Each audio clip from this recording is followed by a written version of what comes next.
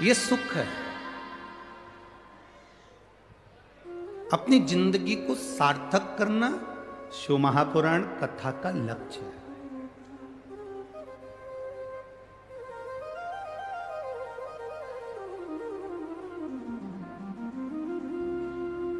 ये कोई साधारण सी पुराण नहीं, 24,000 श्लोक इस शिव महापुराण के अंतर्गत है।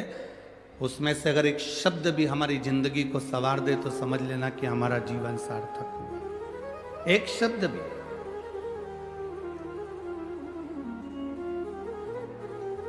कार्तिक के महीने में सुन रहे हो, जो भगवान शंकर के पुत्र हैं श्री कार्तिकेय महाराज,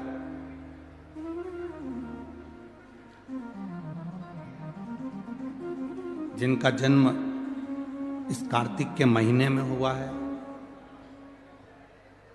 उस कार्तिक के महीने में जब आप कथा का तत्व ग्रहण करने के लिए बैठे हो तो ये विचार करिएगा कि भगवान देवादिदेव महादेव के सुपुत्र षडानंद कार्तिकेय जी महाराज अपने भक्ति में इतने लीन हो रहते थे कि लक्ष्मी, सरस्वती, पार्वती, भगवान नारायण, भगवान शिव, भगवान ब्रह्मा उन्हीं के पास आते थे।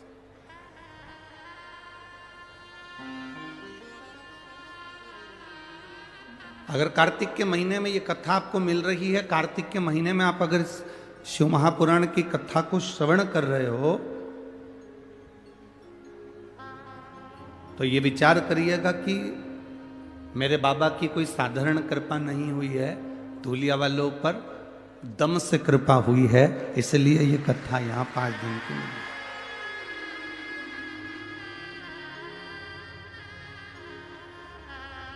शिव कथा देती क्या है?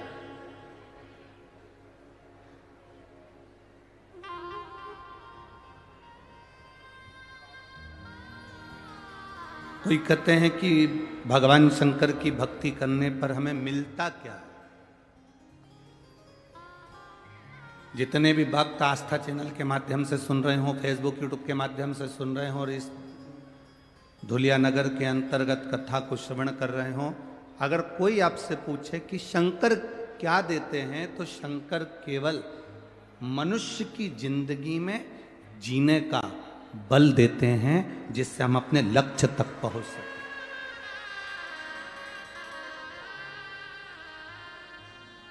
एक छोटी सी चाय की भी दुकान अगर आप खोलें तो ये विचार कर कर खोलना कि मैं अपना कर्म पूरा करूंगा, और जब कर्म पूरा करूंगा तो मुझे उसमें फल जरूर मिलेगा।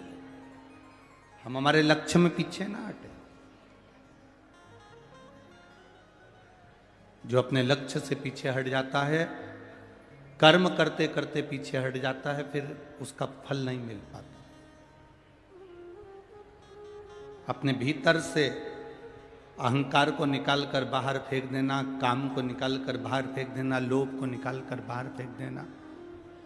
5 दिन की शिव महापुराण की कथा आप सुन रहे हो। आप धूलिया के कितने बड़े भी सेठ हो, आपके पास में करोड़ों की जायदाद क्यों ना हो, कितनी भी फैक्ट्री तुम्हारी चल रही हो, कितना भी धन तुम्हारे घर में हो, तुम किसी भी पद के राजनेता अधिकारी हो, 5 दिन के लिए तुम अपना सत्ता, अपना वैभव, अपना धन अपने घर पर छोड़ो और कथा के पंडाल में बैठो, तो केवल शंकर के भक्त बनकर बैठो कि मुझे शिव की भक्ति चाहिए। उससे ज्यादा कुछ नहीं।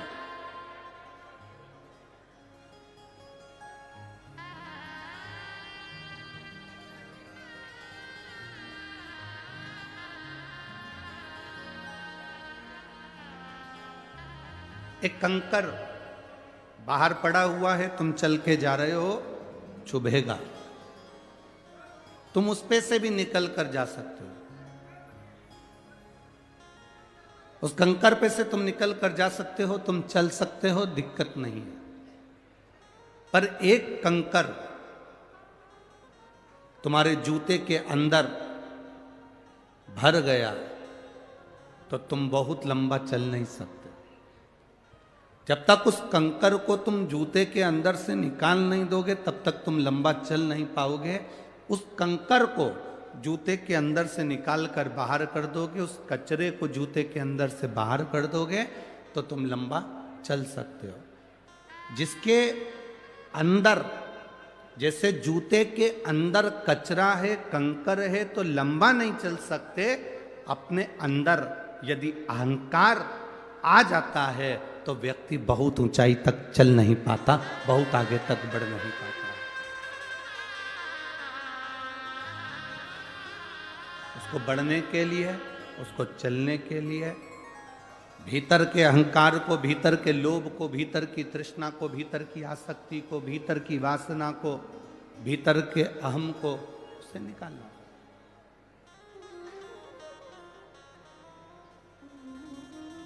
भीतर का अहम जब समाप्त हो जाए, भीतर का अहंकार जब समाप्त हो जाए, तब परमात्मा की भक्ति मूल हो जाती है।